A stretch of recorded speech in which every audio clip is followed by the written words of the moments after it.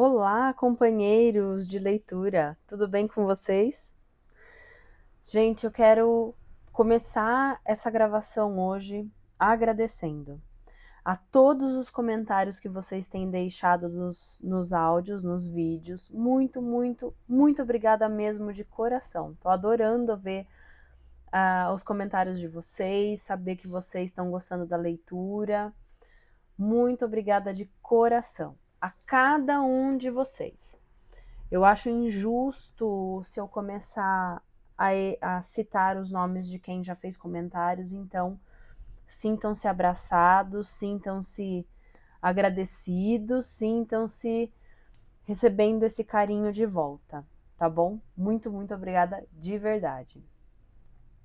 Eu não consegui gravar a semana passada o bloco de capítulos da Menina que Não Sabia Ler, volume 2, porque a minha voz estava muito ruim. Eu fiquei afônica depois da leitura do bloco de Ramsés. Eu já estava rouca, bem rouca, e com um pouco de tosse. E eu dou aula de dança, então, em paralelo à leitura, falar enquanto eu dou aula também acaba gastando a voz, e isso prejudicou muito a minha garganta para que eu pudesse fazer a leitura do bloco de capítulos da Menina que Não Sabia Ler. Em contrapartida, hoje eu vou ficar só nesses agradecimentos e vou ficar nos pedidos de, por favor, deixa o seu like no vídeo se você gostou. Se você não gostou, pode deixar o dislike, não tem problema. Por favor, comente no vídeo, compartilhe com quem você gosta e me acompanhe aqui no canal. Para você que tem o aplicativo Quai e quer ouvir diariamente as leituras, é só acessar o link que está na descrição deste vídeo e acessar e baixar o aplicativo. E começa a me seguir por lá também. A leitura no Quai está um pouquinho atrasada em relação ao YouTube, porque eu gravo por volta de 1 hora por semana de cada livro, e posto aqui semanalmente, e depois eu vou editando e colocando no Quai. Lá eu só posso colocar vídeos de até 10 minutos, então sai fracionado. Demora um pouquinho mais para terminar os capítulos lá, tá bom? Por exemplo, lá no Quai, a Menina que Não Sabia Ler ainda está no primeiro volume. Estou terminando ele lá, mas ainda está no primeiro volume. Bom, chega de papo, bora começar, porque os capítulos desse livro são enormes.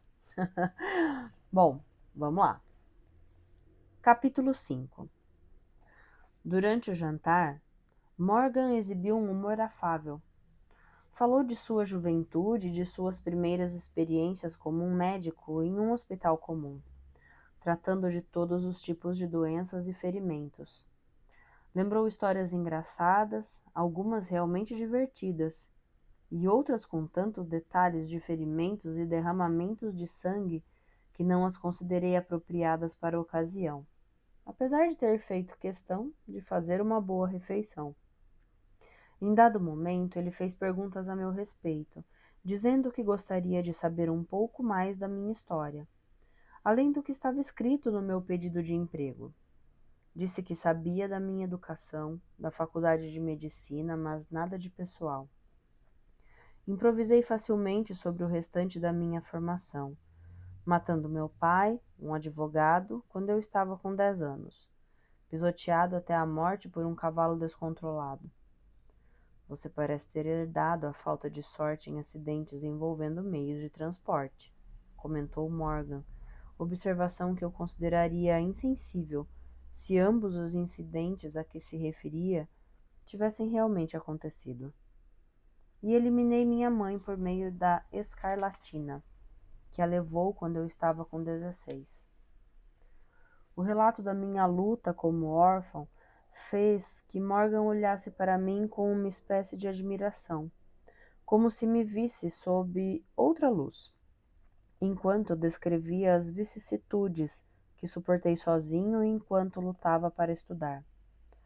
Misturei verdades e mentiras, usando uma técnica que estava tão habituado que tudo me ocorria naturalmente, como se estivesse criando uma personagem com detalhes que nem sempre são colocados no papel. Bravo! Disse ele, servindo os copos de vinho e erguendo o seu para um brinde. Seu passado infeliz ajudou a formá-lo. Deu-lhe coragem e determinação para trabalhar duro. Será muito melhor para você do que se tivesse sido alimentado com talheres de prata e vivido em um mar de rosas. Sorri, cheio de orgulho, exatamente satisfeito com o meu novo eu. Depois de voltar para o quarto, passei uma longa noite completamente absorto pelo tratamento moral. Não estava habituado a esse tipo de livro. Dramas, romances e poesia eram meu alimento literário, e tive alguma dificuldade para acompanhar a argumentação, apesar de ter o interesse despertado todas as vezes que me deparava com um caso incluído pelo autor à guisa de exemplo. Eram sempre as pessoas que me fascinavam. Os fatos são maleáveis demais para que eu os respeite. Ouvi o soar da meia-noite quando estava embrenhado na segunda parte do livro, bocejando o tempo todo. Não admira que estivesse cansado, considerando o naufrágio e os ferimentos que havia sofrido. Além do golpe na cabeça, tinha as costelas machucadas e uma dor nas costas que me impedia de sentar confortavelmente, por mais que mudasse de posição.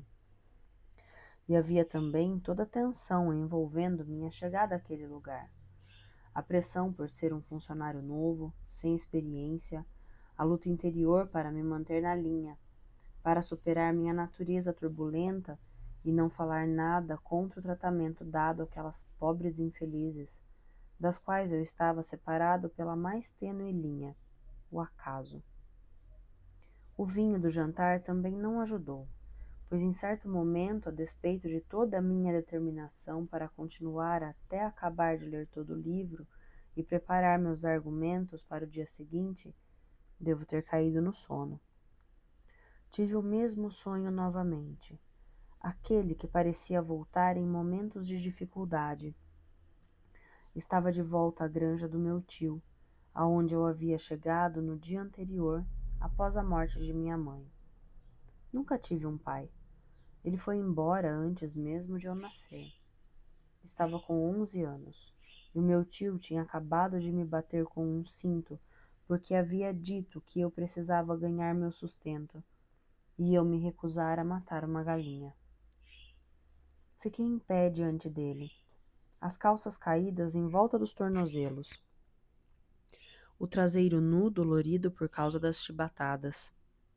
Tentei me proteger com a mão e senti algo úmido. Quando olhei, vi que estava manchada de sangue. Meu tio me observava, a respiração pesada, o cinto pendurado em sua mão direita. Muito bem, rapaz, o que vai ser? Perguntou ele. Você ou a galinha? Precisa ser uma coisa ou outra, senhor? Não tenho uma terceira opção para pagar pelo meu sustento?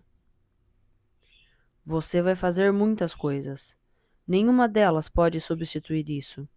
Precisa aprender como funciona o negócio. Sabe que Marta não pode ter filhos.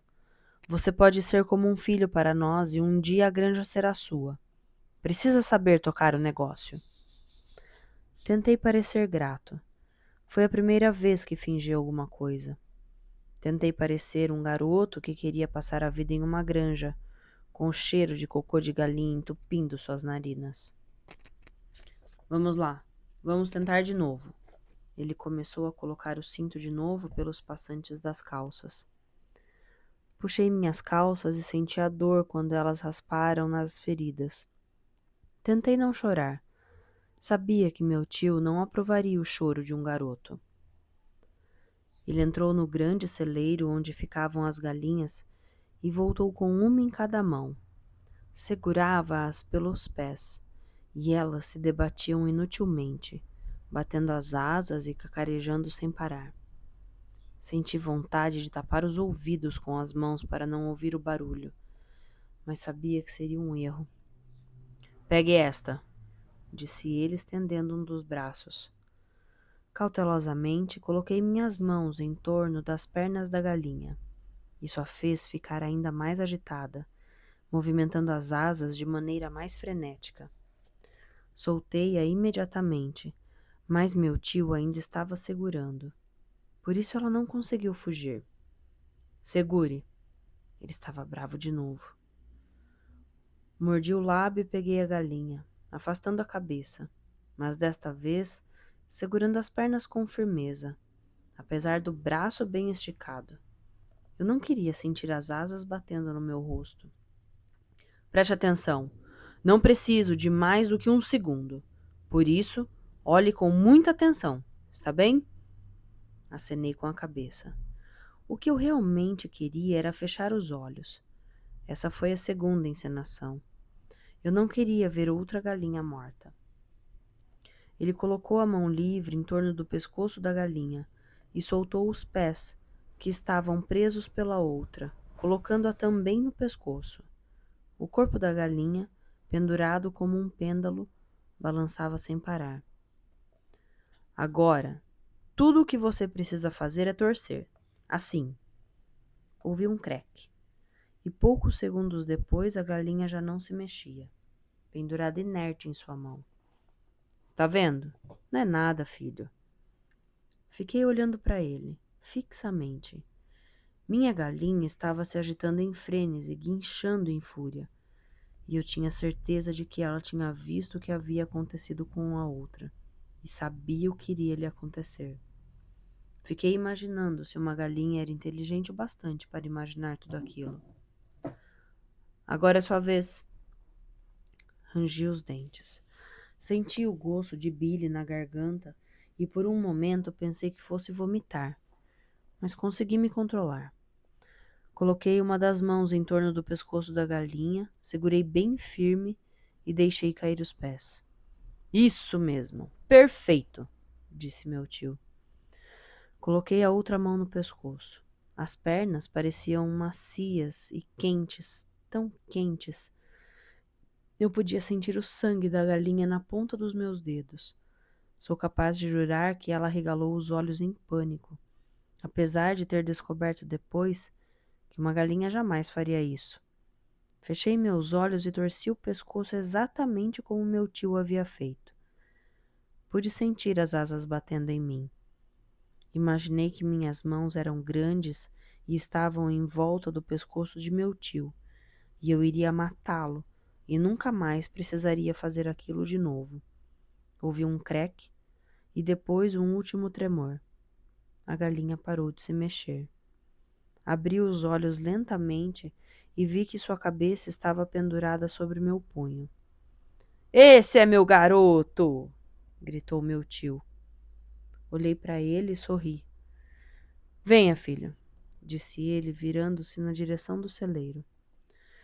Temos mais 50 para matar ainda hoje.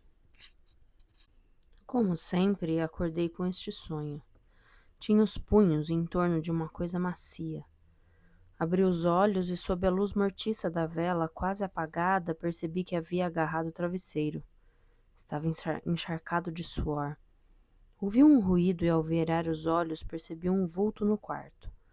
Uma mulher de camisola branca, diante da escrivaninha de costas para mim. Endireitei-me imediatamente. Que diabos! Comecei a falar, mas nesse exato momento a vela se apagou e o quarto ficou completamente escuro. Pulei da cama e tentei agarrar o vulto, mas ela foi muito rápida e agarrei apenas o ar. Ouvi a porta batendo e o barulho dos pés desaparecendo no corredor. Corri atrás dela, porém o corredor também estava escuro. Olhei para um lado e depois para o outro, mas não consegui ver nada. Nenhum sinal de quem quer que fosse. Nenhum lampejo de vela. Não tinha ideia da direção que a mulher havia seguido. Fiquei parado e controlei a respiração. E então, instintivamente, percebi que a intrusa também estava ali, prendendo sua respiração, imóvel. Então, acho que ao perceber que precisaria respirar, revelando sua posição, ela se mexeu e o som dos pés descalços me mostrou o caminho. Tentei segui-la, mas sem conseguir enxergar um palmo à minha frente. Fui tomado pela sensação de que estava prestes a colidir com alguma coisa, apesar de não me lembrar de nada, de nenhum móvel que pudesse haver no corredor. Senti o coração acelerar e o medo cada vez mais forte de que alguma arpia pulasse em cima de mim e enfiasse suas garras em meu pescoço. Continuei pelo corredor, com as mãos estendidas à minha frente para evitar qualquer tipo de choque. Não consegui ouvir nada por causa do barulho da minha própria respiração. E parei. Percebi alguns passos mais à frente. Depois, silêncio novamente. Era um jogo de gato e rato, com minha presa esperando que eu me movimentasse novamente para encobrir qualquer som com seus próprios passos. Apalpei as paredes do corredor com as minhas mãos até sentir o ar ao chegar a uma passagem lateral. Eu não sabia que direção devia seguir, e por isso fiquei parado no escuro, tremendo, por um tempo que me pareceu uma eternidade. Se escolhesse a direção errada, ela fugiria com facilidade. Mais uma vez senti que ela estava próxima, apesar de poder ter se afastado bastante enquanto eu tentava decidir para onde ir. De repente, eu me senti um idiota, pois era evidente que ela estava brincando comigo, divertindo-se com aquela perseguição, deixando que eu pensasse que poderia pegá-la, quando ela sabia que isso não aconteceria. Tentei aguçar a audição, mas só havia silêncio, e então, quando eu decidi ao acaso por onde continuar, senti um sopro levíssimo de respiração, não muito longe de mim. Saí imediatamente de onde estava, tomando cuidado para não tropeçar em nada, uma vez que não conhecia aquele corredor. Ouvi o barulho suave dos pés escorregando pelo ladrilho do piso alguns metros à frente e tentei ir mais depressa. Mas meu corpo parecia relutar, com medo de bater em alguma coisa. Senti os pelos da nuca eriçados raspando no colarinho, a testa coberta de suor. De repente, porque eu não saberia explicar, senti que ela estava bem na minha frente. Bastaria estender os braços. Meu ou dela? Enchi-me de coragem, dei um passo à frente e estendi o braço esperando tocar a pele quente. Mas em vez disso encostei em algo sólido e frio e percebi que era uma parede. Examinei-a com as palmas das mãos para cima e para baixo, de um lado para o outro, mas não encontrei nada. O corredor terminava em uma parede. Estava perplexo. Voltei-me e comecei a recuar em direção ao corredor principal. Estendi os braços e senti as paredes de cada lado. O corredor era estreito demais para que a mulher pudesse ter passado por mim sem que nos tocássemos. Seu sumiço desafiava a lógica. Então, acho que na metade desse corredor secundário, minha mão esquerda sentiu algo diferente. Um exame mais detalhado revelou a existência de uma porta. Fui tateando até encontrar o metal frio da maçaneta. Virei-a e empurrei a porta, mas estava trancada. Ainda assim, o enigma estava explicado. A mulher devia ter ficado encolhida na reentrância do batente da porta até eu passar.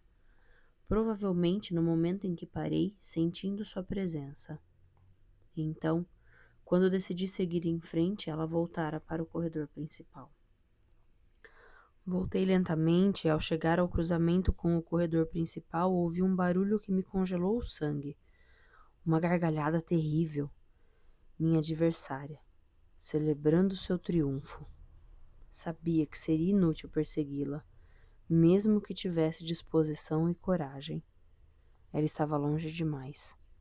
Senti uma enorme frustração por ter sido tratado como um joguete, mas essa sensação logo foi substituída pelo alívio por não precisar continuar a persegui-la. Voltei para o meu quarto, onde encontrei outra vela. Risquei o fósforo, mas estava tão assustadiço que até as sombras na parede me sobressaltaram. Quase esperava que a luz fosse mostrar a mulher parada à minha frente. Eu não dispunha de uma chave para trancar o quarto, por isso encostei a cadeira da escrivaninha sob a maçaneta da porta. Sabia que faria isso todas as noites dali em diante para evitar outra invasão. Por causa do nervosismo, não conseguia sequer pensar em dormir. Peguei o livro e, sem me despir, o que faria me sentir mais vulnerável, deitei na cama e comecei a ler o tratamento moral. Quando as primeiras luzes do dia começaram a entrar pelas bordas da persiana, eu tinha terminado de ler o livro. Fim do capítulo 5. Capítulo 6. No dia seguinte, cheio de entusiasmo, fui tomar café preparado para travar uma batalha com Morgan. Tão convencido estava dos argumentos do bom reverendo que me havia imbuído da certeza de que meu empregador ficaria impressionado. Enquanto ele tomava o café da manhã tranquilamente, usei toda a minha experiência para defender minhas ideias, apresentando-as como se estivesse fazendo a argumentação final diante de um tribunal do júri de algum melodrama. De vez em quando olhava para ele e via que estava ouvindo com atenção, balançando afirmativamente a cabeça, o que me deu esperanças de estar conquistando sua aprovação com o meu modo de pensar. Quando terminei de expor minha teoria, quer dizer, a teoria de Abrahams, fiquei em silêncio, o olhar carregado de expectativa. Ele permaneceu sentado, sorrindo, e pensei que havia conseguido, até reconhecer que aquele era o tipo de sorriso que os adultos costumam dirigir às crianças. Devo admitir que admiro seu entusiasmo, disse ele, enchendo-me de orgulho, mas depois acrescentou. Entretanto, receio que esteja equivocado. Lamentavelmente, suas ideias estão ultrapassadas. Isso tudo foi colocado em prática anos atrás e revelou-se um grande fracasso. Abri a boca para argumentar, mas ele levantou a mão para que eu ficasse calado. Ouso dizer que você andou lendo alguma coisa escrita por pessoas que defendem essas práticas, que sem dúvida têm bom resultado de vez em quando. Mas essas teorias caíram em descrédito há muito tempo. Seus defensores eram pastores, pessoas bem intencionadas, mas não qualificadas. Não eram médicos. Só recentemente é que nós, médicos, começamos a nos envolver com o problema da saúde mental. Hoje se reconhece que a insanidade não está ligada às pressões sociais ou à infelicidade pessoal, mas que é um problema patológico.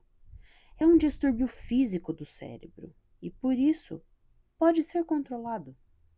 Não pode ser curado com a facilidade com que você e as pessoas que o influenciaram supõem.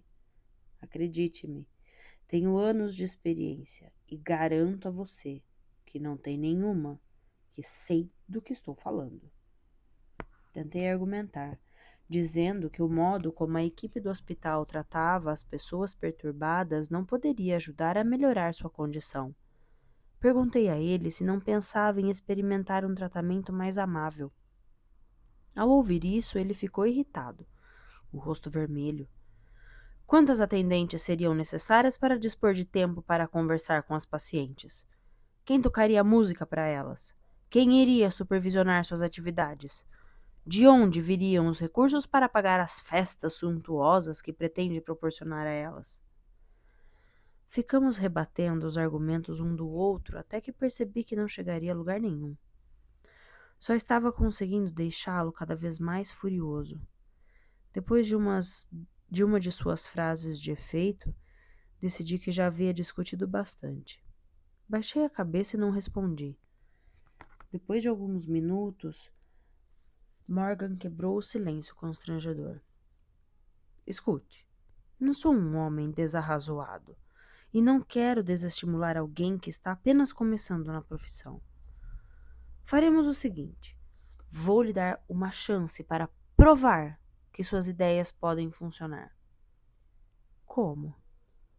Permitirei que cuide de uma paciente, qualquer paciente que desejar, desde que não seja uma das violentas, e você poderá tratá-la de acordo com as suas ideias. Poderá separá-la das demais, dar-lhe roupas diferentes, ela poderá comer a mesma comida das funcionárias. Poderá ter seus interesses, mas só contará com você caso queira jogar cartas ou terá de se satisfazer com um jogo de paciência. Fiquei tão atônico que mal consegui balbuciar. Está falando sério? Completamente, homem. Obrigado, senhor. Comecei a rir como um idiota. É muita generosidade de sua parte. Realmente agradeço pela oportunidade. Imagino que sim, disse ele, pegando a xícara e tomando um gole de café. É sua oportunidade de descobrir por si mesmo o quanto está errado. Ele se levantou da mesa, mas eu estava tão preocupado em defender minhas ideias que havia me esquecido de comer. Esta tarde você poderá escolher a sua cobaia. Morgan entrou na sala do dia, gesticulando expansivamente, apontando para as infelizes sentadas ao redor. Aqui estamos. Pode escolher. Pegue uma delas para colocar em prática suas ideias. Qualquer uma, fica a seu critério. Ele ficou parado, os dedos enfiados nos bolsos do colete, com um sorriso largo, balançando para frente e para trás nos calcanhares. Parecia um jogador de pôquer satisfeito com as suas cartas, observando a movimentação dos adversários. Olhei para aquele mar de rostos. Muitas estavam falando sozinhas. Outras olhavam para o vazio ou pareciam estar cochilando, os olhos fechados. Algumas tentavam pegar insetos invisíveis em suas roupas ou observavam atentamente os próprios dedos, fascinadas com seus próprios gestos. Aqui e ali via uma delas olhando para mim, às vezes com um olhar ansioso, como se bastasse um simples gesto da minha parte para iniciarmos uma conversa, ou, com mais frequência, dava com um olhar temeroso, como se receasse que eu pudesse levá-la para um banho frio ou prendê-la a uma cadeira. Eu não sabia o que fazer. Era impossível preferir uma pobre idiota em detrimento de outra. Eu precisava escolher alguém que pudesse me oferecer as maiores chances de sucesso. Por que, exatamente, eu não saberia dizer. Por que estava me deixando envolver por tudo aquilo? O que eu poderia ganhar? Minha situação não ficaria melhor antagonizando Morgan. No entanto, eu sabia que essa era uma das minhas motivações. Não podia endossar aquela certeza estúpida de que o que estava fazendo era o certo. Mas outra das minhas razões era o fato de ser um profissional, e isso era como meu papel me obrigava a agir. O homem que tem um livro sobre o tratamento moral em sua bagagem e que coloca suas teorias em uma solicitação de emprego corajosamente, pois é evidente que está indo contra o pensamento dominante, se sentiria obrigado a enfrentar Morgan. Essa era uma atitude muito nobre, sem dúvida, mas no fundo, eu sabia, tinha que ver com meu próprio jeito de ser, com minha vontade de desafiar a autoridade, desafiar aqueles que me diziam o que fazer, desde o dia em que fui obrigado a torcer o pescoço daquela galinha, mesmo que isso acabasse chamando a atenção, algo que um homem com minhas vulnerabilidades não deveria fazer. Vamos lá, homem. Se não consegue escolher, talvez eu deva decidir por você. Posso pegar qualquer uma ao acaso, pode ser? Não, só mais um minuto, senhor, por favor.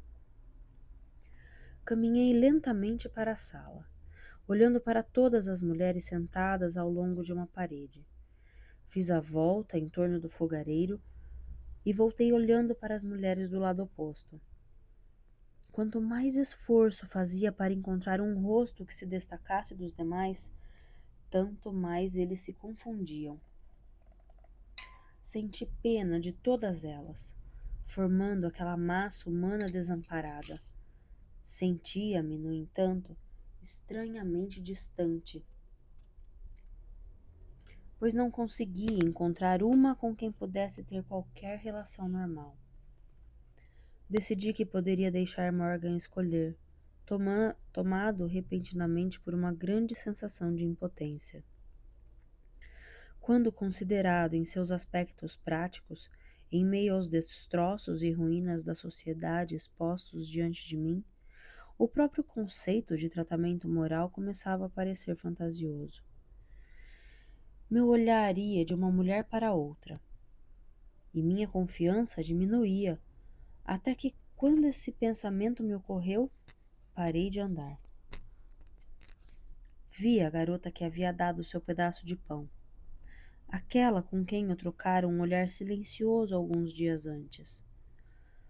Nossos olhos se encontraram novamente, e mais uma vez enxerguei uma qualidade indefinível em sua expressão. Loucura, certamente, quanto a isso não havia dúvida, pois havia uma selvageria primitiva em sua maneira de olhar, mas havia também inteligência. Senti uma onda de entusiasmo correndo em minhas veias. Não apenas o velho e perigoso entusiasmo, e ele certamente estava lá, pois a garota era atraente, mas algo além disso. Eu poderia fazer alguma coisa com aquela moça. Ela tinha a argila que podia ser moldada. Era louca, mas também esperta. Só uma coisa me continha: a inquietação familiar que sentia bem lá no fundo, a aceleração do coração, o sangue pulsando nas têmporas. E se eu sucumbisse aos velhos problemas? Estaria jogando tudo fora, sem dúvida alguma. E então? Perguntou Morgan subitamente. Aquela ali, é ela? A pergunta me assustou. Era a que eu sempre fizera a mim mesmo todas as outras vezes. Isso é que era loucura. Pior, eu sabia. Desista, seu idiota, eu disse a mim mesmo. Não estrague as coisas agora que está seguro. Não faça isso, homem. Desista antes que seja tarde demais. Olhei para a garota. Ela olhou para mim. Jogou o cabelo escuro para trás, como que para permitir que eu a visse melhor. Seus olhos eram negros e desafiadores. Sim, disse eu lentamente. Sim, é ela. Morgan se aproximou de uma das atendentes e falou em voz baixa, fazendo um aceno na direção da garota. Deduzi que estava perguntando o nome e obtendo informações sobre seu histórico. Depois de uma rápida conversa, voltou para falar comigo. Muito bem, vamos até o meu escritório examinar os registros. Você mesmo descobrirá o que tem nas mãos. Fim do capítulo 6. Capítulo 7. Morgan virou as páginas do arquivo. Ahá, é isso. Agora me lembro. Acho que você terá pela frente uma tarefa árdua. A pobre garota não consegue sequer comunicar-se direito. Além de louca, provavelmente é retardada. Ele ergueu os olhos para mim e sorriu, feliz da vida. O sorriso se desfez lentamente ao perceber que eu não esboçara reação nenhuma. Ele esperava que eu ficasse desanimado com aquelas informações, mas eu não acreditava em nada daquilo. O cérebro da garota podia ter sofrido algum estrago, sem dúvida, mas mesmo que ele não conseguisse ver, havia um brilho de inteligência em seus olhos. Decepcionado, ele continuou a examinar as anotações. Vejamos, não há muita coisa. Encontrada em estado de confusão mental, vagando nas proximidades do depósito da ferrovia 3 meses atrás. Recusa-se ou não consegue dizer seu nome. Decidimos chamá-la de Jane Pomba. Sempre damos nomes de aves às desconhecidas. Não me pergunte por quê. E Pomba parecia combinar com ela. Nenhum parente apareceu à sua procura. A polícia levou-a para o sanatório da cidade, foi considerada deficiente mental e enviada para cá. Origem e idade desconhecidas. Pode ter entre 13 e 18 anos. Pela altura, pode parecer mais velha, claro. Não menstrua. Isso pode acontecer porque é muito nova e ainda não teve a primeira menstruação. Ou pode não significar nada, pois é comum que mulheres mentalmente perturbadas tenham atrasos ou deixem de menstruar.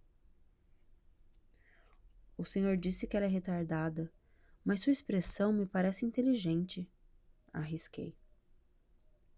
Não confunda loucura com inteligência. A doença mental costuma produzir certa intensidade que pode ser confundida. Essa garota é analfabeta.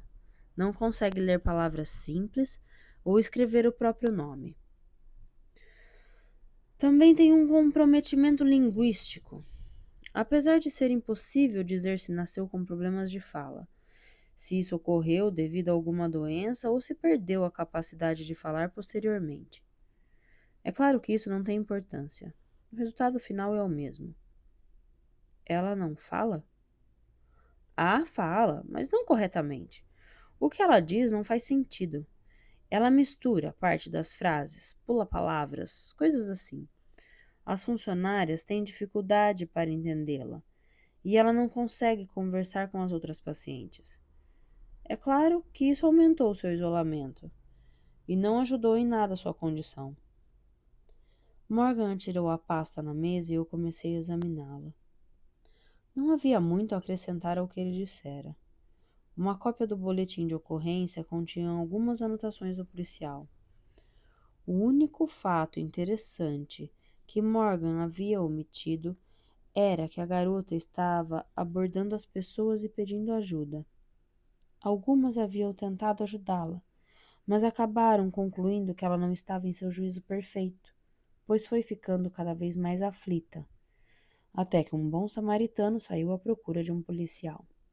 Na pasta estavam também os papéis de entrada no sanatório da cidade. O relatório do médico que a atendera, ocupando uma única página, concluíra que a garota estava louca e muito agitada, representando um perigo para si mesma e para os outros. Com base nisso, fora enviada para a ilha. O relatório de Morgan era basicamente idêntico ao do médico do sanatório, e não era difícil verificar que ele se limitara a copiar o anterior, aceitando, sem questionar e sem se dar ao trabalho de fazer seu próprio diagnóstico. O único detalhe novo era o comentário a respeito da incapacidade de falar normalmente, apresentada pela garota, e sua dificuldade para entendê-la. Uma coisa, no entanto, chamava a atenção. Para testar seu nível de alfabetização e para tentar fazê-la revelar sua identidade, coisa que até então ela se recusava a fazer ou não conseguira, Morgan pediu que escrevesse seu nome. A garota ficou muito nervosa ante a simples sugestão, e quando ele lhe ofereceu uma caneta, ela a arrancou de sua mão, apesar de até então não ter demonstrado nenhuma inclinação para a violência. Começou a gritar, repetindo sempre: Senhor, não sei ler, não sei ler. Não vai me fazer escrever meu nome porque eu não consigo. Morgan havia sublinhado as 3 últimas palavras, acrescentando um sic na margem. Ia devolver a pasta, mas ele fez que não com a mão. Fique com ela. Terá de acrescentar as suas anotações. A garota agora é sua paciente. Dou-lhe um prazo até o fim do ano para descobrir por si mesmo como suas teorias na prática são fúteis. Depois disso, nada dessas bobagens não científicas de tratamento moral. Sou capaz de jurar que seus olhos brilharam ao dizer isso. Se estava sendo condescendente comigo, Não era apenas para o meu bem, mas também para o seu próprio. Ele parecia ter grande satisfação com a perspectiva do meu fracasso. Ao segurar a pasta contra o peito, pensei que não poderia ter incentivo maior para alcançar o meu objetivo. O acordo que fiz com Morgan em relação a Jane Pomba era que poderia vê-la sempre que desejasse em meu tempo livre e a qualquer momento durante o trabalho, desde que cumprisse todas as minhas obrigações. Também poderia prescrever o tratamento que desejasse, de acordo com as minhas teorias, desde que não exigisse ainda mais da equipe. Minhas responsabilidades incluíam a supervisão da caminhada diária, a avaliação de novas pacientes, o que a princípio fiz juntamente com Morgan e depois passei a fazer sozinho, a avaliação da necessidade de tratamentos como o uso da camisa de força e cadeira de contenção, supervisão da hidroterapia e ajuda na elaboração dos relatórios relativos aos avanços de todas as pacientes. Eu não tinha permissão para ver as pacientes mais violentas do terceiro andar até adquirir mais experiência. Morgan me disse que isso aconteceria quando entendesse que eu estava pronto. Embora eu as visse todos os dias durante o exercício, caminhando com a corda.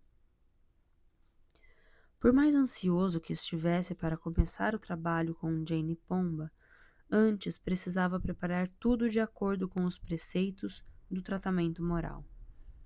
De nada adiantaria introduzir a paciente a uma nova rotina de gentileza e atenção pessoal se ela ainda estivesse sofrendo com o duro sistema de tratamento vigente no hospital. Eu precisava separá-la das outras pacientes. Felizmente, ela já dormia em um dos quartos só seu porque era sonâmbula, e seus passeios noturnos incomodavam as pacientes do dormitório em que ela havia sido colocada ao chegar.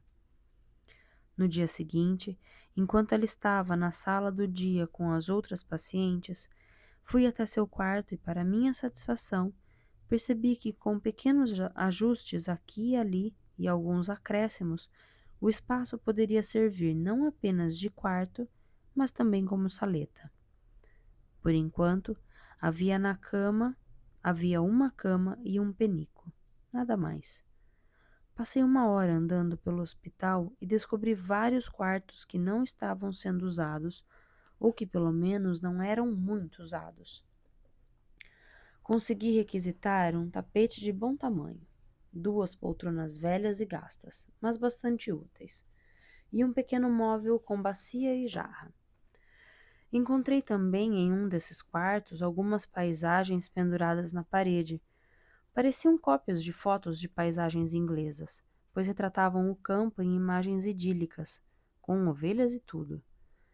Pensei que poderiam ser repousantes para uma mente perturbada, e levei-as para o quarto da garota junto com tudo que havia encontrado. Comecei a arrumar as coisas da maneira mais agradável possível, imaginando que era uma espécie de palco. Procurei colocar o tapete da maneira mais prática, e também as poltronas, tentando decidir como ela iria preferir se sentar e onde eu me sentaria.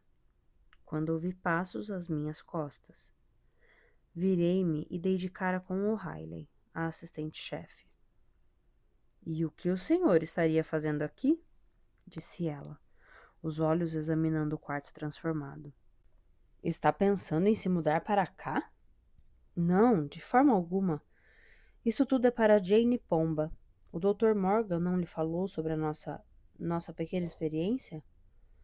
"Não, senhor, não falou." "Bem, Jane Pomba será minha cobaia." O'Reilly parecia espantada. "O objeto da experiência. Tentaremos um método diferente, baseado no tratamento moral." Ela ficou ainda mais perplexa. "É algo que estou ansioso para colocar em prática. A ideia é tratar as pacientes com gentileza, consideração e muita atenção. De modo geral, o mais próximo possível de uma pessoa normal." "Mas, senhor, elas não são normais." São? Pela primeira vez reparei como seu rosto era duro, o cabelo puxado para trás, formando um coque, como que para castigar seus traços. Elas são loucas, é por isso que estão aqui.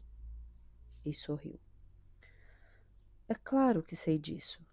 A questão é encontrar o melhor tratamento para que possam se curar e voltar para o mundo lá fora. Curar? O senhor quer dizer soltá-las? Desculpe, senhor, mas acho que o senhor é quem está louco. Não percebem que elas nunca se curam? Quando vêm para cá é para toda a vida.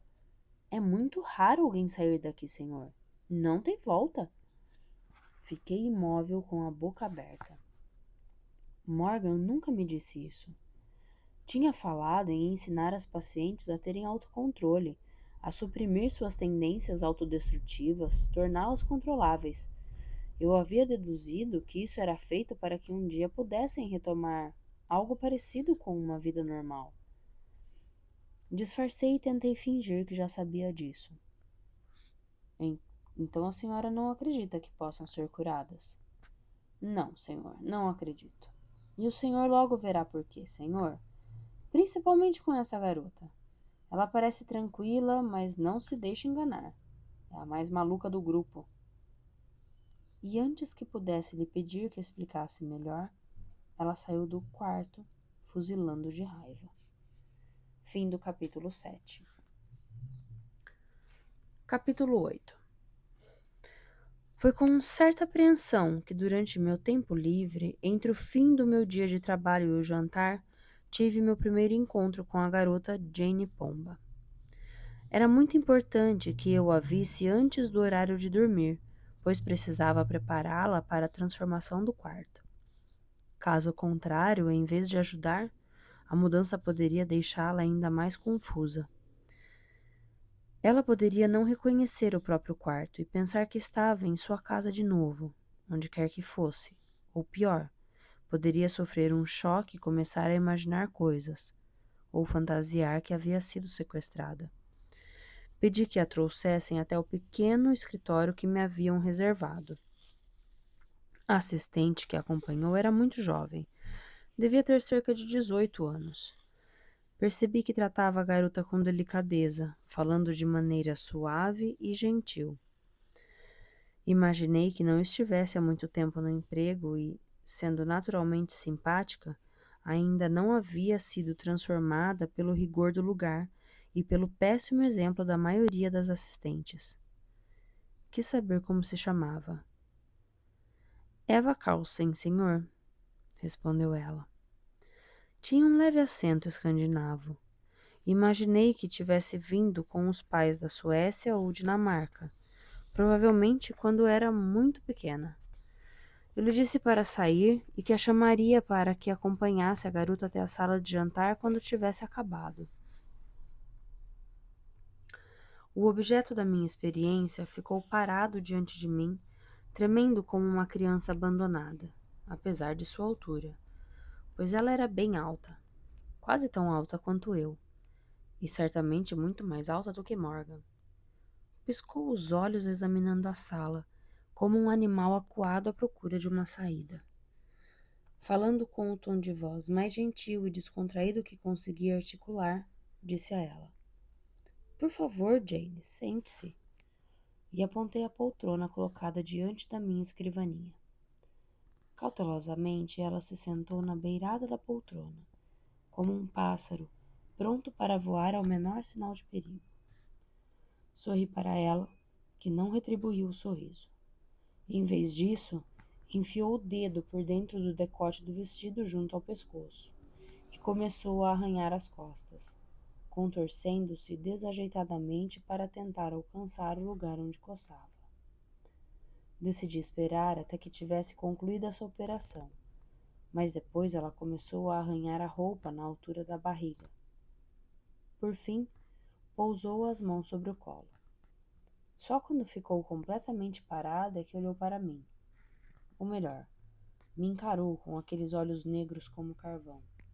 Sorri novamente e disse: Não é muito macio o tecido desses vestidos. Ela não retribuiu o sorriso. Em vez disso, inclinou-se para a frente e disse muito séria: Senhor, eles sarjaram minha alma. Abri a boca para comentar o uso peculiar das palavras, que parecia confirmar o que Morgan me dissera, mas decidi ficar calado.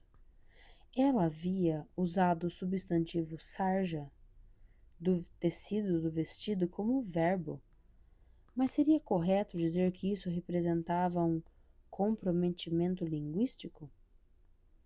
Podia parecer estranho, mas fazia sentido. De certa forma, cumpria o papel que se espera da linguagem: transmitir uma mensagem. E algo muito mais significativo do que apenas confirmar minha observação. Fiquei impressionado. O que ela realmente fez foi um comentário a respeito de todo o sistema do hospital, representado pelo uniforme grosseiro que era obrigado a usar.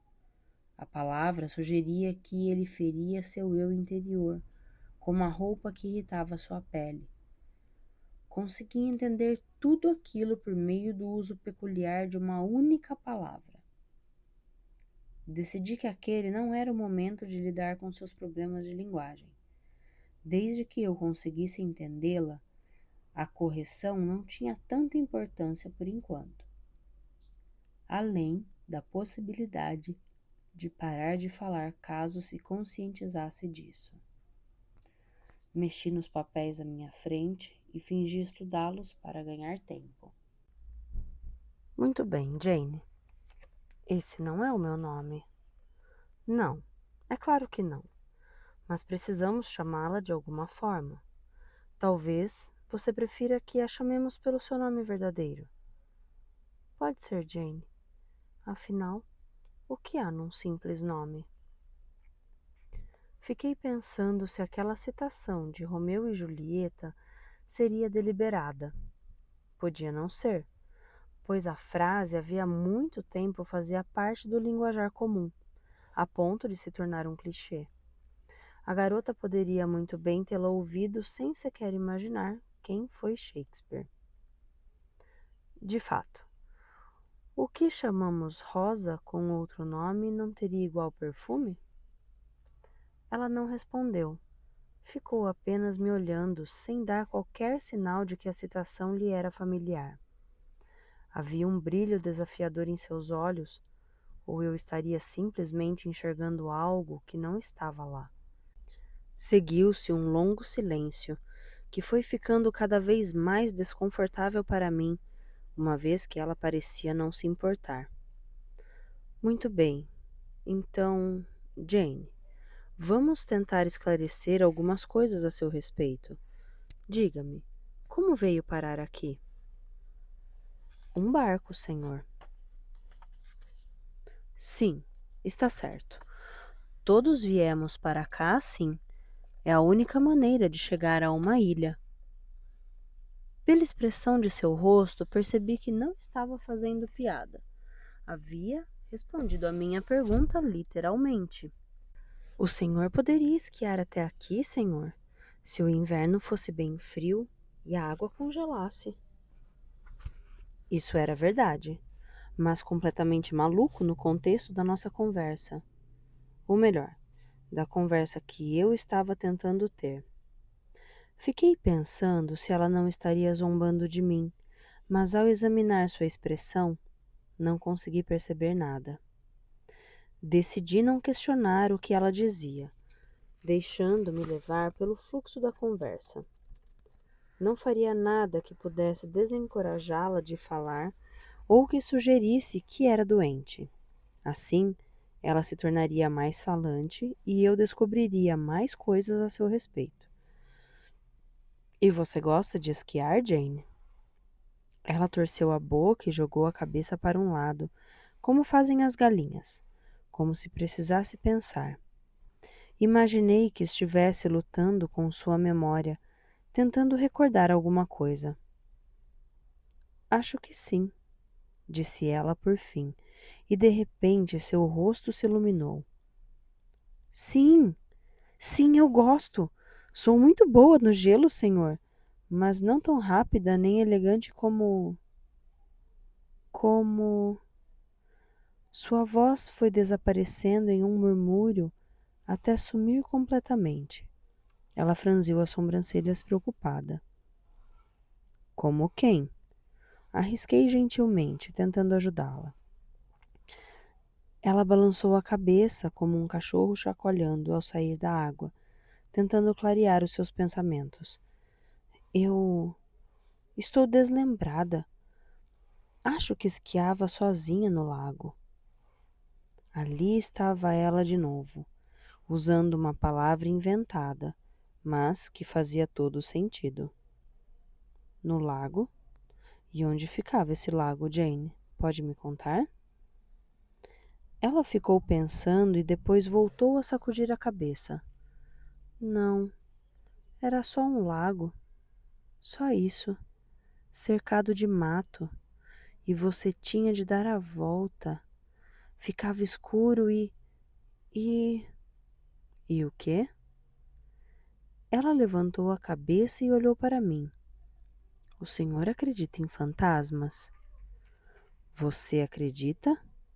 Ela sorriu. Não vai me enganar. Perguntei primeiro. Se eu disser que sim e o senhor não, vai achar que sou louca. Em nenhum momento eu disse que você era louca. Você acha que é louca? Bom, estou em um hospício, então acho que devo ser. Mas o senhor também está aqui e não se acha louco. É porque sou médico. Você é uma paciente. Estamos aqui por motivos diferentes. Ela olhou para mim como se soubesse de algo. Estamos, senhor? De verdade? Mais uma vez, tive a sensação de que ela conseguia enxergar meu interior, e seu olhar fixo me incomodou o suficiente para me fazer baixar os olhos para os papéis e voltar a remexê-los. Nossa conversa não estava transcorrendo como havia planejado, e eu precisava colocá-la no rumo de novo. Muito bem, disse eu, mostrando-me atarefado para poder ignorar a pergunta. Você provavelmente deve estar imaginando por que mandei chamá-la. Não, senhor. Faz tempo que parei de imaginar alguma razão para as coisas que são feitas aqui. Tudo parece uma maluquice. Está certo. Bem, de qualquer forma, o Dr. Morgan e eu a escolhemos para participar de uma experiência com um novo tipo de tratamento. Você não passará o dia sentada com as outras mulheres. Poderá ficar sozinha no seu quarto. Fiz algumas modificações para deixá-lo mais confortável. Por isso, poderá usá-lo também como sala de estar. Também fará seus exercícios separadamente e a maior parte de suas caminhadas comigo, para podermos conversar. E sobre o que iremos conversar, senhor? Bem, ainda não pensei nisso.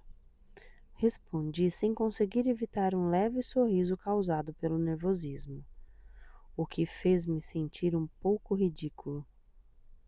Podemos falar, bem, sobre qualquer coisa que lhe ocorrer. Qualquer coisa que você queira falar. Sei. Ela ficou pensativa. Tentarei pensar em alguma coisa para falar, senhor. Comecei a ficar exasperado com o seu jeito, com o seu modo de levar tudo ao pé da letra. Comecei a sentir uma grande frustração. Acho que esperava algum tipo de gratidão por essa atenção especial e por ficar livre daquela rotina enfadonha. Em vez disso, senti que ela estava fazendo pouco caso, provocando-me por querer agradar-lhe. Não é outro teste, disse eu. Você não precisa preparar nenhum tópico com antecedência. Fale apenas do que lhe ocorrer naturalmente. E se isso não acontecer, senhor? Então não diga nada. Ela assentiu com a cabeça, pensando. Você também fará suas refeições sozinhas em uma pequena sala junto ao salão principal. E terá comida boa, a mesma das assistentes, que também é mais saudável. Ela continuou em silêncio. Por que você não diz nada sobre o que acabo de lhe contar? O senhor disse para não dizer nada se não tivesse nada que dizer. Não consegui esconder a minha impaciência, apesar de ter sentido vontade de rir. Mas você não fica entusiasmada com a ideia de comer comida de verdade? Sempre comi como um passarinho, senhor, daqueles bem pequenininhos, mas agora vou comer sozinha, como as gralhas e os corvos. Acho que eu não saberia diferenciar gralhas e corvos. Fiquei feliz pela oportunidade de poder mudar o rumo da conversa e falar de algo mais leve. É fácil, senhor. Se vir um bando de corvos, não são gralhas. E se vir uma gralha sozinha, é um corvo. Desta vez ri de verdade, pois a piada era muito boa. Ela não conseguiu evitar um sorriso, os olhos brilhando, como se dissessem: Está vendo? Sou muito mais esperta do que você pensava, e provavelmente muito mais esperta do que você. Você não ficará aborrecida por ficar sozinha, pois me esforçarei para que lhe deem alguns livros. Será inútil, senhor, a menos que tenham muitos desenhos. Não lhe disseram que não sei ler? Você não sabe ler? Nunca lhe ensinaram? Verdade? Ela se inclinou um pouco para a frente, falando reservadamente. É verdade, senhor. Eu juro. Muito bem. Talvez isso faça parte da nossa terapia. Ela se encolheu. O que o senhor quer dizer? Vou ensiná-la a ler. Não é difícil. Você aprenderá rapidamente. Ela começou a sacudir a cabeça de um lado para o outro. O movimento era tão violento que fiquei com medo de que se machucasse. Ah, não, senhor. Isso, impossível, impermitido. Não tenho autorização para aprender a ler. Eu estava me acostumando à sua maneira estranha de falar. Não tem autorização? Como assim? Quem disse isso? Ela não respondeu. Ficou olhando para as mãos, mexendo uma com a outra sobre o colo. Estava estranhamente agitada, e era como se toda a insolência que havia exibido até ali tivesse se esgotado. Eu não insisti. Ficamos sentados em silêncio por alguns minutos. Por fim, ela ergueu os olhos e disse suavemente: Se não se importa, senhor, acho que gostaria de ir agora. Acho que gostaria de me isolar em meu quarto. Toquei o sino e depois de alguns minutos, durante os quais ficamos em silêncio, com a garota olhando fixamente para os próprios dedos, Eva Carlsen reapareceu. Disse-lhe para levar a garota até seu quarto e aguardar do lado de fora até que o sino anunciasse a hora do jantar. Expliquei aonde a garota iria comer, separada das outras pacientes, e acrescentei: Gostaria sempre que seus outros deveres permitirem que você ficasse responsável por essa jovem. Ela não deve ser tratada como as demais. Com ela, precisamos agir com muita suavidade. Suavidade. Qualquer que seja seu comportamento, deve ser tratada sempre com gentileza. Você entende? Ela sorriu e fez uma pequena reverência. Senhor, espero ser sempre gentil com todas as pessoas. Coloquei a mão em seu ombro e retribuí o sorriso. Eu percebi. É por isso que estou falando com você e não com outra assistente. Falarei com a senhora O'Reilly a respeito. Fim do capítulo 8. Muito bem, amigos. Mais um bloco de leituras concluído. O que vocês acham que está acontecendo nesse hospital psiquiátrico? Eu tô com uma suspeita em relação a esse doutor John Shepherd. Algo tá estranho nessa história. O que vocês estão percebendo? O que vocês acham? Me contem aí a impressão que vocês têm tido com o que a gente leu até agora. E essa moça, hein? Jane Pomba. Em inglês, provavelmente Jane Dove. Bom, também tenho uma suspeita. Faz tempo que eu li o livro, eu não lembro exatamente de todos os detalhes, mas estou com uma suspeita. E quero saber de vocês quais as suspeitas de vocês. Vamos ficando por aqui. Uma ótima semana para vocês. Até semana que vem. Tchau!